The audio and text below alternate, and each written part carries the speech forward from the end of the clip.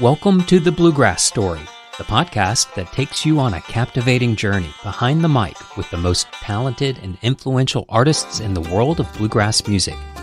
In each episode, we dive deep into the lives and careers of bluegrass musicians, exploring the stories that shaped their artistry and the passion that fuels their love for this timeless genre.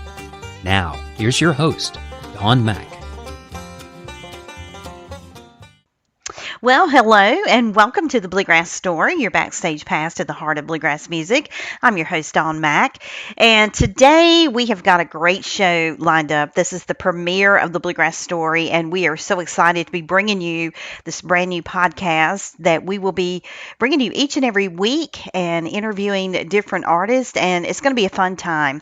And today, we're honored to present a true voice of the genre, an artist who seamlessly blends tradition with innovation and captivates audiences with every note. So our special guest is Katelyn Ingardia. She's lead singer and guitarist for Backline and is also soon to release a solo project with her recent debut single release, Getaway, that is currently sitting at number 2 on the Bluegrass Today Grassicana charts. Please join me now as we dive into the musical journey of the remarkable Katelyn Ingardia. Hi, this is Katelyn Ingardia, and you're listening to The Bluegrass Story. Well, hello, Katelyn, and welcome. Thank you so much for calling in. Hey, Dawn, thank you for having me. I sure appreciate you giving me the opportunity to come on and talk with you guys. Oh, gosh, I am very excited about speaking with you because we have so much to talk about and a lot to cover in a short amount of time. So I guess we will get rolling. We'll launch right into it. So the first question I want to ask is kind of something I always ask any and everyone I've ever interviewed because you get so many different answers. And share with me a little bit how you first got introduced to bluegrass and what inspired you to pursue a career in this genre. Oh, man. Well, bluegrass was kind of an integral part of my childhood. My dad played in a bluegrass gospel group for years, and then we would go. Our vacations were centered around bluegrass festivals, so we would go to Lincolnton, Georgia every year in May, to the Lewis Family Festival down there, and I grew up around it. And then the older that I got, my dad wanted me to play guitar. Well, I wanted to play fiddle like Allison, of course. Mm-hmm. But we had a guitar at the house, and he said, if you'll pick that up and play it, then I'll get you a fiddle, and you can learn fiddle too. And so I was not too tickled about that at first. So I started taking lessons on guitar and put it down for a little while, and then picked it back up around 10 years old and just fell in love with it. And then not long after that, really got into songwriting and moved that direction with it. But yeah, bluegrass was always a part of our playlist and our on the radio. My dad had one of those big, massive speaker sets, you know. Mm-hmm. Oh, yeah. That had the disc players and the tall, like 5-foot speakers in his barn. And every weekend we'd have bluegrass blaring, blaring out of the barn. And so, yeah, that's just kind of was, I don't know, I grew up with it. Well, you know, we're kind of dating ourselves because when you just mentioned that whole stereo thing, it took me back to my own childhood where my dad had almost an identical thing. And the speakers, the louder, the better, right? So, that's exactly right. And I can't think of anything better coming from those speakers in your barn than bluegrass music for sure. So I have a question. Does he still own that today? Yes. And it still works. And it still works. So has he blared your music through it yet? Yeah, so we actually cool. have a local radio station, WNCW 88.7, and he can pick it up, and so he plays that on Saturdays, and then every other day of the week it's whatever he can play off of his playlist or whatever. But yeah, it's still amazing. Kicking. That's amazing. You know, they just don't make things like they used to anymore. So the things from yesteryear are they last forever. I mean, you know, well, bluegrass music is deeply rooted in tradition and history, as you know. And how do you balance preserving the traditional elements while adding your own unique style and modern influences to your music? That's a great question. I think bluegrass is so versatile.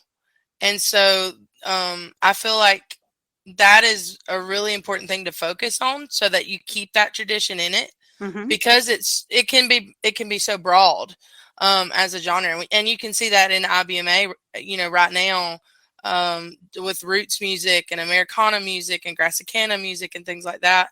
But we love the traditional sound, and everyone in the band with Backline has their own unique uh, person or group that they listen to, JD Crow and New South, and those guys that they grew up with, that I grew up with. And so those traditional influences, they always shine through in some area or form, you know what I mean? Mm-hmm. And then sometimes with songs, you can try to, what's the word I'm looking for? You can try to put it in a very traditional vein, if that makes sense, intentionally. That was the word. Oh, yes, that's right. Intentionally put it in that vein so that you do get that traditional sound, but you also have a variety. And I think for us, it's what fits the song, because we do a lot of original music, and it's what fits the style, the vibe of the song, and where can we keep that drive, or that 3-4 time where we can kind of just bounce with it. And I feel like the banjo too, having a banjo that's prominent in your music really Mm-hmm. can keep that traditional sound alive, even though it's not, you know, traditional bluegrass songs Oh, yeah, that's that we true. grew up on. And, it's amazing to me, like you say, the versatility of bluegrass, how it has Mm, just evolved, even since I became involved with it back in, I don't know, the late 90s, early 2000s. And I am just mind blown every time a new song comes out, because bluegrass artists, I think, are some of the most talented on the face of the planet, hmm because you are so creative in what you're able to do, and you're not afraid to try something new and say, how can we make this work while still honoring the traditions of bluegrass music? Yeah, And somehow it always just comes together so nicely. for sure. And what's really cool about bluegrass is you have those type of bands in the circuit right now that they are. Um, I think of like Carolina Blue, just because they were some good friends of ours, as an example. Hmm. Those type of folks that were in the circuit, we have younger people coming up now that Hmm. play that type of traditional bluegrass. Like, it's new material, but it's traditional grass, Yeah. like founding fathers style. And then you have bands that like Backline, that we try to have that traditional vein, but also have a new modern flair to it. Yeah. That because it's a female vocalist, and that's different from where bluegrass started. Hmm. And then two, because of the original music, you just try to find what fits that lyric and that style of the song, and what makes it shine. And sometimes it's more traditional, and sometimes it's modern, and sometimes you can push it way out into left field. Um, Instrument with the instrumentation and things like that. But yeah, bluegrass. I think that's why I love it so much, is because it has a root, Hmm. and then it is branched and sprouted, and you have some artistic liberty there to kind Yes. of take More each song. so, I think it's in a class by itself, because more so Hmm than any other genre of music out there that tends to follow a cookie cutter format, bluegrass is never confined to that. It's never Yeah. conformed to that, and it's just still true to its roots. But it's amazing to me, all of the young people that are really gravitating towards bluegrass music, whether hmm they're picking up an instrument and learning to play and singing, or they're just enjoying the music because of something new and different that music has to offer now. For sure. Um, so I want to talk a little bit about songwriting, because you have so many titles under your name that you've written. And, bluegrass tends to be, I think, a storytelling type motif through Oh its yeah. lyrics. And how do you approach songwriting, and what themes or experiences do you draw inspiration from? Oh, I think for me, some people have an approach where they sit down every day and they say, I'm going to write a song.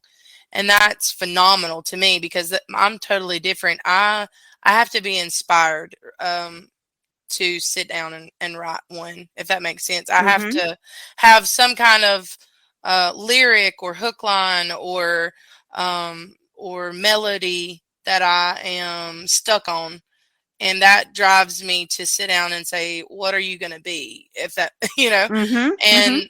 and so it's a little more sporadic for me. Now there are some times when I want to write and I sit down and um I take a pen and I hammer one out, if you will.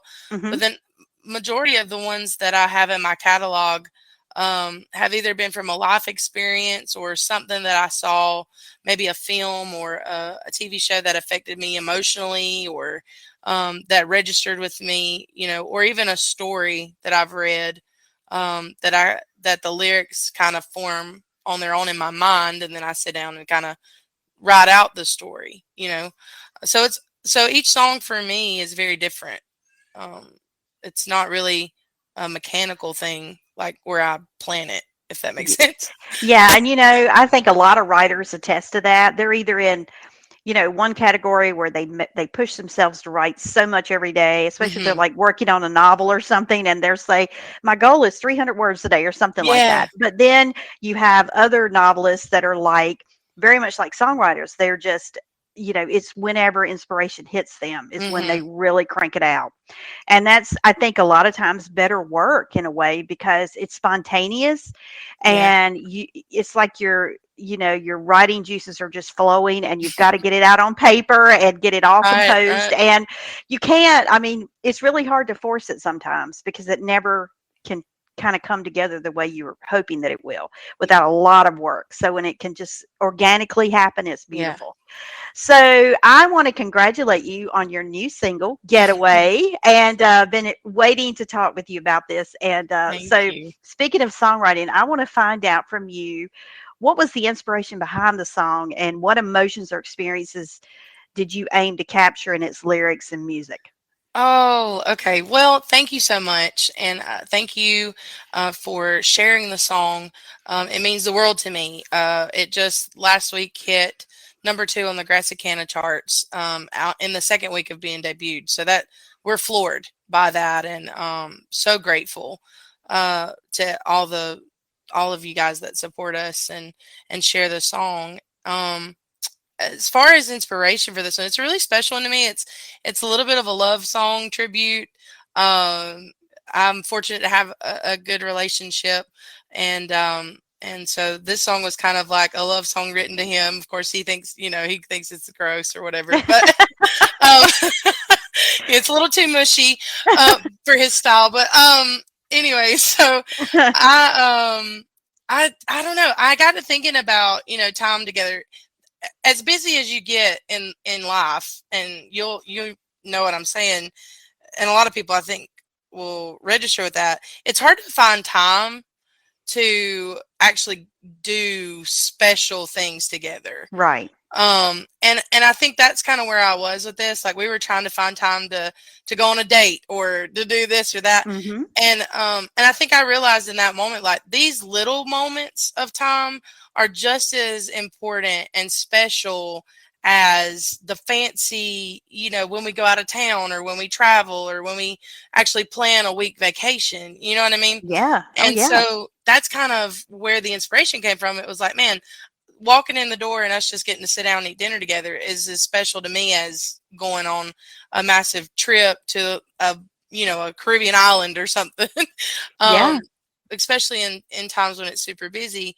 And so from there, I kind of built that storyline, if you will, of we go to the mountains and we go to the ocean and we try to relax in those ways, but that special person in your life, that friend or that spouse or whatever, can be a getaway.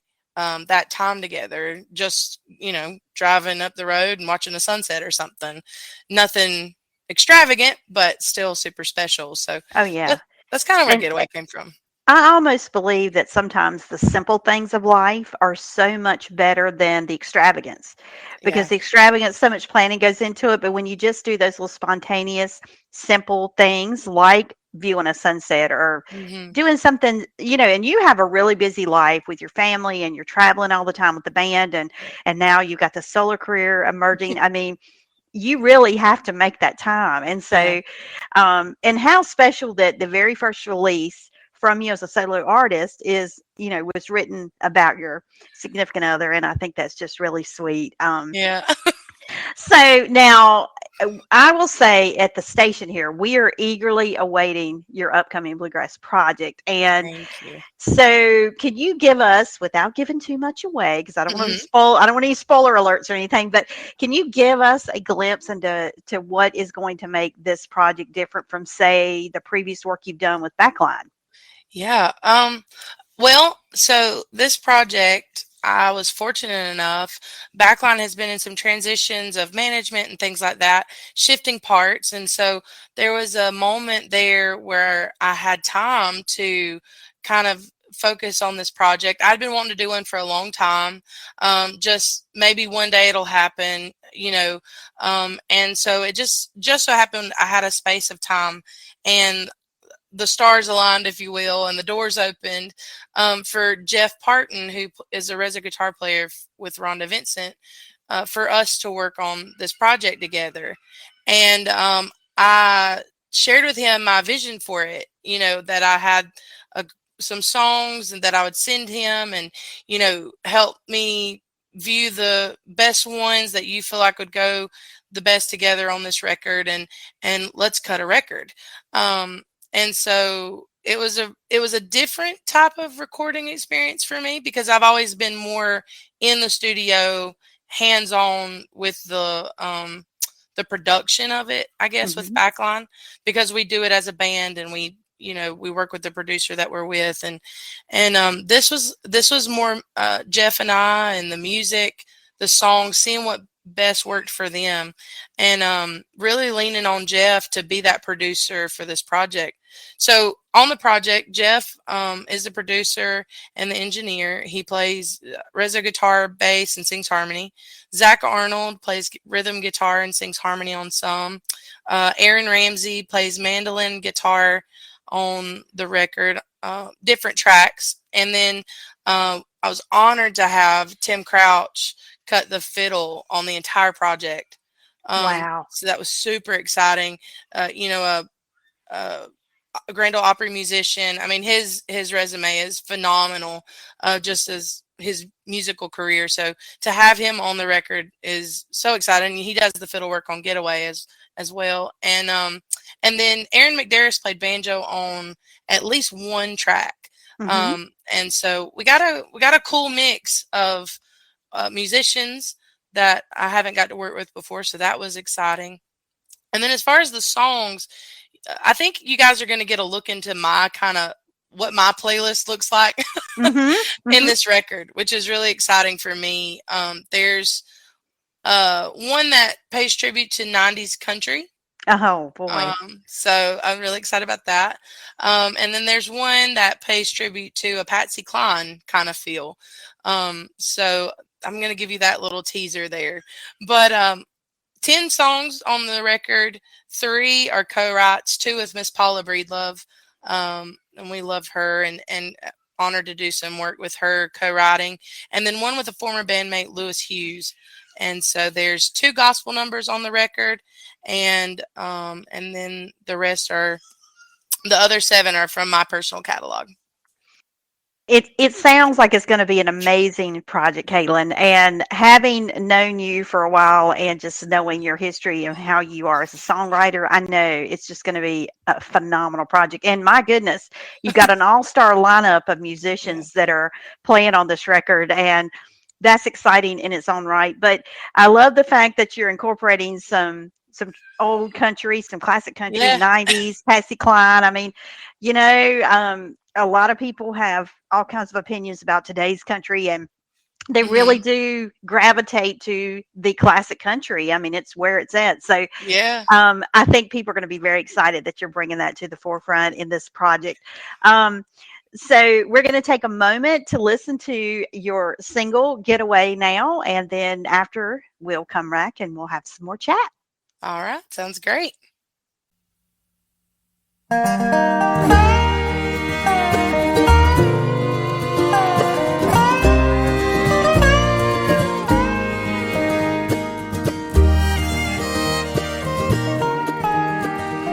Some head up to the mountains, drop a tent by a creek, stay there for days and never worry about a thing.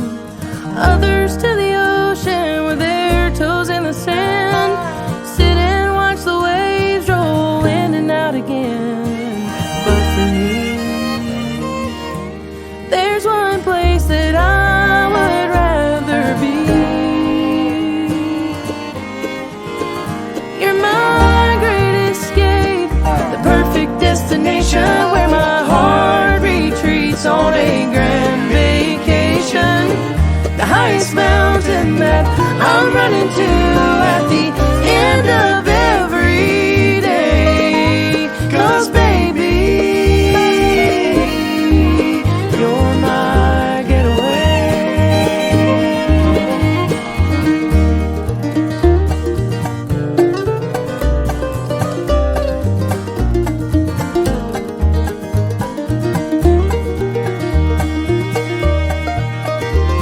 Some travel ticket to a big exotic place. Walking in our front door, all my stress melts away. 'Cause that's where you are. And I find myself in your arms. I'll take our old pickup in a field but under road. Sit and watch the sunset, listen to the radio, laugh and talk a while. On our own secluded isle. You're my great escape, the perfect destination where my heart retreats on a grand vacation. The highest mountain that I'm running to at the end of every day. 'Cause baby, you're my getaway.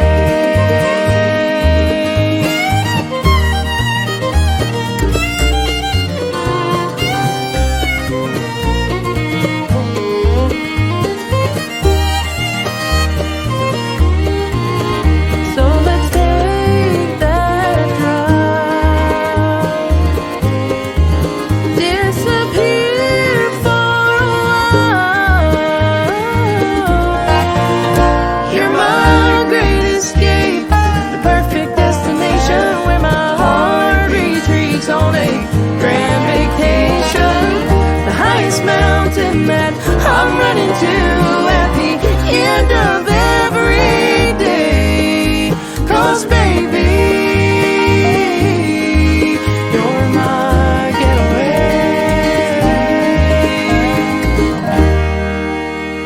So, as the lead vocalist and guitarist for Backline, you have showcased incredible talent and passion for bluegrass music, as we have already touched on. So, can you share with us if there are any exciting projects or plans that Backline has in the works moving forward, especially with the recent changes within the band?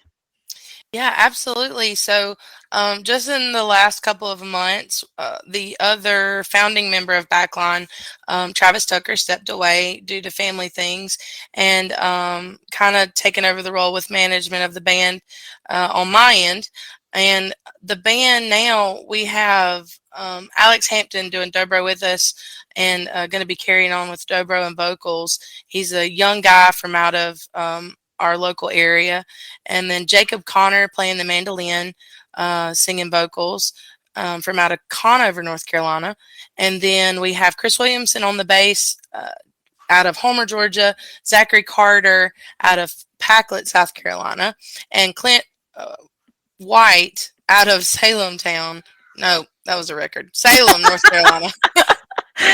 They're real close. That's exactly right. That's He's exactly out of right. Winston-Salem. Yeah. Salem Town. Look, I'm here in North Carolina, and we commonly refer to it as Salem Town. So you're not wrong. There's no wrong answer in that way. Well, we'll take it then. There you go. There you go. But that's the band lineup right now, and yeah, we have some really cool stuff happening with Backline. Super excited about it, especially at the end of 2023, moving into 2024. We're working on finalizing an album of the last lineup of Backline. So it's going to have Mylon Williams on it, Travis Tucker on it. And then we're hoping to go into the studio by the end of 2023 or the beginning of 2024 with this new lineup of Backline and bring new music for the new year. And then also in September, we will be at the IBMA, International Bluegrass Association, Ramble, World of Bluegrass Ramble. Wow. And so we are showcase artists for the IBMA Ramble this year, and we'll be there the last week of September. And so we are super excited about that and getting to showcase that and hopefully have some new music on the merch table, new merch lineups. We're working on that right now. So we got a lot of things going for Backline. And, some people ask, like, are you stepping away from Backline? I was like, no, very much involved. This solo project was just kind of like a little brainchild of mine that I wanted to, an outlet, I guess, if you will, and just something I wanted to do. But Backline is still very much in the forefront of my mind, and we're working towards a lot of new things for it.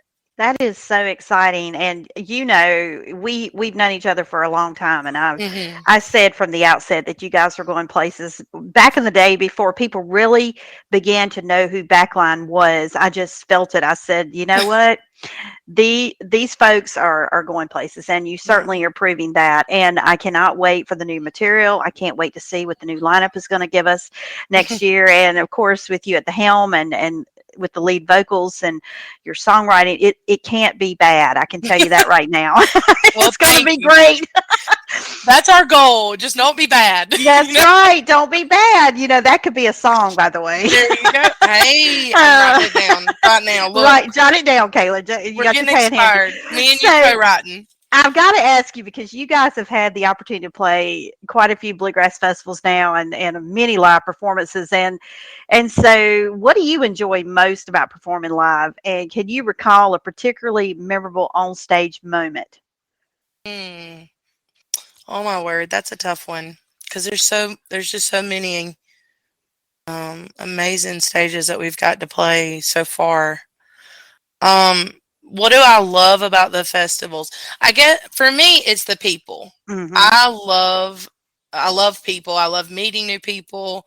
I love interacting with the audience and trying to build that connection with them during a live performance. I think that's huge, but also even afterwards at the merch table, walking around the festival grounds, I love getting in there and mingling. Yeah. So, that's one of my favorite parts. I've met so many amazing people along the way. And what's really cool is, we do gospel numbers in our sets, and I had a lot of people come up in those times where I'm just kind of wandering around and talking and listening, and off stage, that people have expressed how some of the gospel songs have helped them or touched them, or even some of the songs that aren't particularly gospel, but they related to it. And I think that's one of my favorite parts is just that connection that we get to make. And again, that's another example of how bluegrass, the genre, is just set apart from all other musical genres. You can mingle at a festival with the crowd. You can get out there. You can pick at the jams and the campgrounds. I mean, and just be part of it. And the fans eat that up. They love that, because they come to see you perform, and then to be able to just go up and talk to them and mingle. It means everything to a fan. Because in other genres that would never happen, as you know. They won't even, you won't even have artists at a merch table standing there greeting folks. So it's really a special genre of music, and that's one of the many things that I love about it in so many different ways. And speaking of, we know that bluegrass music, it has evolved and exploded in popularity over time, and especially over the last, say, 5-10 years. And it's still staying true to its roots. But where do you see the future of the genre heading, and how do you envision your role in shaping its evolution? Oh man, I think people are looking for the specialness that bluegrass can offer them. Mm-hmm. because of the variety, because of you have a more folk clawhammer style, you have the Billy Strings style. I Yeah. mean, some people don't. They're like, oh, that's too far. But if you ever listen to him live, I mean, he does traditional grass. Yeah, it does.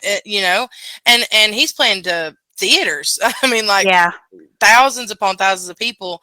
And then you also have that we stay true. We have bands that stay true to the core of bluegrass and to the Bill Monroe sound and the Flat and Scruggs sound. And I think it's just going to keep growing. I feel like for me, I want to help build and keep bluegrass alive. Even if it's not a huge part, even if I don't ever play to thousands and thousands, just the honor to be a part of the genre and to keep it alive for my kids and for Oh, yeah. kids that or people that are my age or younger than me, or and watching it grow and becoming that filling the empty void that people are looking for in today's modern music. Because we have, like you said, bluegrass can pull towards the country, the old style country. It can also pull towards the traditional grass and be very modern and be very eclectic. And I just want to be a part of it in any way I can be and just keep it moving. But I also want to be true to myself and true to what music I can create and what I can bring to the table. Because, having the diversity of all of the artists in the genre right now being who they are and their sound and their style, I think it's doing bluegrass a great service. It is. And, bluegrass, I think, has grown to the point that now it has something to offer every type of music fan out there. And a lot of bluegrass artists, one of the things that I love of the many in this genre is a lot of bluegrass artists are starting to cover like songs from the 80s and and 90s, and they're kind of turning it in, it's putting the bluegrass spin on it. And I tell you, Katelyn, more times than not, as much as I like the original versions, I listen to the bluegrass version, I go, oh my gosh, it's just amazing how much better it sounds. And I think it's because bluegrass music is so organic and there's no bells and whistles and this, that, and the next. And it's just true, sheer talent, coming through. And so it just kind of recreates that song and makes it new all over again. And then you look at the magic of Billy Strings, who has gone out here and he's doing great things, and look at all the attention that this genre is getting because of him and all the young people that it's drawing in. So, again, it has really grown by leaps and bounds. And, we have great artists like you to thank, as well as Backline, for all of your contributions, because without you, I mean, it just would not be the genre that it is. I think you guys are doing some great things, and I'm really excited to see what's going to happen next for you as a solo artist, but also with your band. And Thank you. And I will definitely be there for it. So I don't want to take up too much of your time, but before we wrap, I've got a fun little 5-question lightning round to give listeners a chance to kind of know a little bit about you, but nothing personal or anything. It's just fun stuff. And we always call it a 5-question lightning round, but it kind of turns into something else. So anyway, we'll just roll with it. I'm ready. All right. So the first question is, who is your dream collaboration? Oh, it used to be Allison. I mean, it still is Allison Krauss, obviously, female vocalist or whatever. But I would love, and I know John, so he'll probably hear this eventually, but I would love to do a collaboration with John Metter. I think he is one of the most talented and unique voices, male vocalists, that is in bluegrass music right now. And as a songwriter, I try to take notes. Oh yeah. Because he's phenomenal at what he does, and Authentic Unlimited is just blowing up, and their style, they're holding to that dual feel, but they're unique in their own way. And man, I would love to do a collaboration with John. Yeah. And well, let's make that happen, shall we? I mean, I just think you heard it here first, folks. Let's make it happen, There we go. All right. What is your favorite food? Oh, favorite food, Mexican, hands down, for sure. What's your favorite song or movie? Ooh, you're gonna laugh at me. I love McClintock. That is not funny. That's great. I mean, that's an awesome movie. It's hilarious. Me and my sister, it's our favorite movie. We quote every line from it that we could possibly quote in the most perfect or not perfect moments. It doesn't matter. I love that movie. Favorite song? Oh goodness. That's so hard. That's a hard one for It me. is a hard I one. don't know. I couldn't pick just one. I couldn't either. My playlist is so broad too. Right. I'm I all like over the all place. kinds of music, and I like something in every genre just about. And it would really be hard. I mean, I have a couple of favorites, all-time favorites, but even still, it's not just one song. Yes. So I'll that's why tell I you said one. favorite song or movie, because I said the favorite song. You can't. Most people can't pick just one favorite song. You know, I'll there's tell you one I'm stuck on right now, if that's okay. yeah. So one that we keep playing a lot on my playlist, it's right in the beginning, is Chasing Indigo by Carly Airwood. Yes. Yes. And so I have that. We've been playing that one a good bit here recently this week, but it'll change. It'll change eventually because I get stuck on a song and then I listen to it over and over and over again. And then I'll get stuck on another one and listen to it over and over and over. I'm the same way. I mean, when a song is that good and you don't get tired of hearing it, then you know it's a keeper, right? So, and it's the kind of, when you have a song like that, you'll listen to it for a while and then you come back to it again and you're stuck on it again. So it never gets old, right? Nope, that's exactly what makes right. it a favorite. All right. So, what is your favorite holiday or season of the year? Ooh, holiday or season. Let's see. I love Christmas. Mm-hmm. I mean, I just love going and doing all the Christmas stuff, going and taking the kids to see the lights and you know, all that good stuff. We used to go skiing every year, so that was one of my favorite things. What was the other part of it? Or what's your favorite season of the year? Season of the year. I love spring or summer. Spring because of bass fishing. Mm-hmm. It's just the best time to go bass fishing in the spring.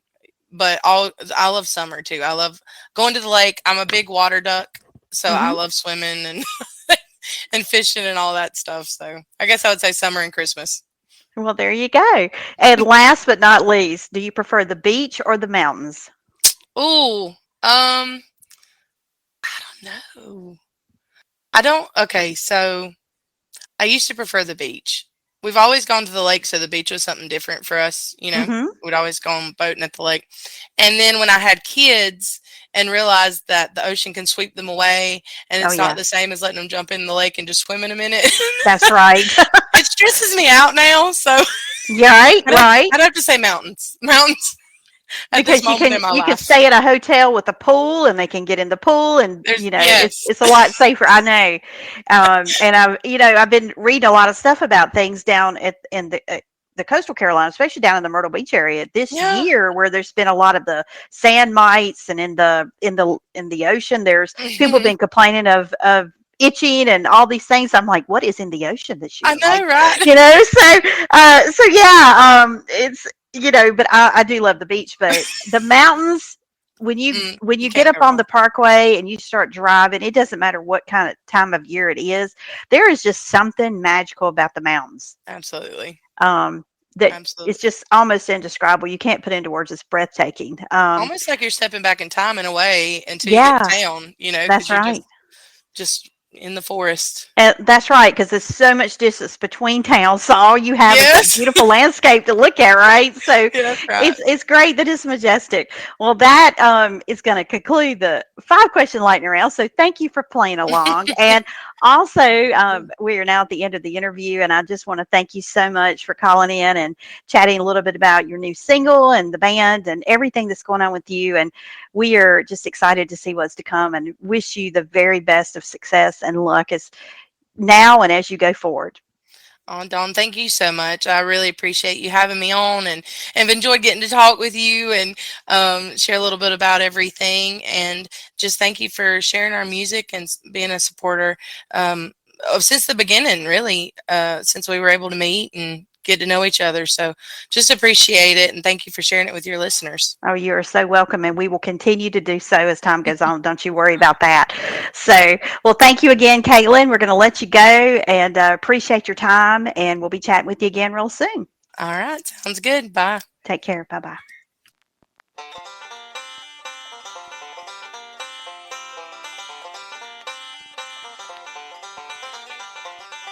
You've been listening to The Bluegrass Story, a production of BluegrassPlanetRadio.com.